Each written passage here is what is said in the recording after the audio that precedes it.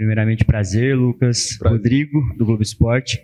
Cara, eu vou começar você explicando como é que pronuncia seu nome. A gente ficou na dúvida aqui. Como é que é? Lucas Justen, como é que é? Então, meu sobrenome pronuncia Justen mesmo, igual Cile, como Cile, Justen. Ah, tá. Mais fácil, né? Se fosse Justin, os caras iam te zoar, né? É, mais no basicão mesmo. Beleza. Cara, eu queria que você começasse falando um pouquinho da sua história. Você é de Petrópolis, né? E começou na base do Fluminense, como é que foi? Isso, eu sou de Petrópolis, eu fui pro Fluminense com 13 anos, e aí desde lá fiquei até esse ano passado, 21 anos, até eu chegar aqui. Inclusive, a gente viu no seu Instagram uma foto com a taça da Libertadores lá. Como é que foi? Você foi relacionado? Como é que foi essa foto? Então, em 2023 foi o ano que eu subi pro profissional no Fluminense, com o Diniz, ele me subiu pro profissional, e aí eu fui no meio do ano. Aí eu fui inscrito no meio do ano, não cheguei a pegar nenhum jogo, mas eu fiz parte do grupo todo ali do segundo semestre. Então eu acho que eu também fiz parte dessa conquista, né? Como é que foi, cara, assim, ver de perto essa conquista?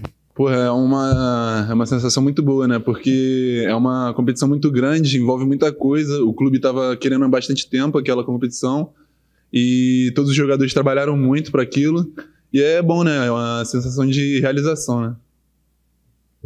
E no seu Instagram também tem algumas fotos com a seleção lá na Granja Comari. Como é que foi? Você foi lá treinar? Como é que foi? Ou foi seleção de base?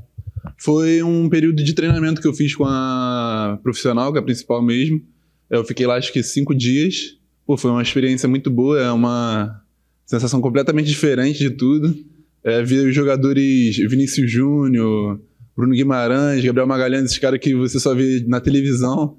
É uma sensação muito boa e os caras todos bem receptivos, então eu acho que foi muito bom pra minha carreira, tipo, conhecer de perto esses caras que estão no mais alto nível, né?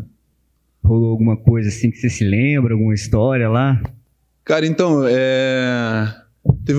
não teve nada tipo, muito específico, mas eu acho que o que me marcou foi que todos eles receberam muito bem, me trataram de igual para igual, então isso eu acho que me marcou bastante.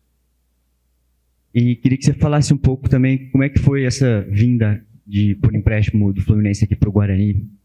Então, eu vejo isso como uma oportunidade muito boa para minha carreira, jogar um time grande como o Guarani, né, campeão brasileiro, ter a oportunidade de mostrar meu trabalho e de levar o Guarani para conquistar grandes coisas, né? Eu acho que a gente tem bastante ambição, mas a gente está trabalhando muito para fazer uma boa temporada esse ano. Queria que você falasse um pouco de como que foi o último jogo, o seu desempenho.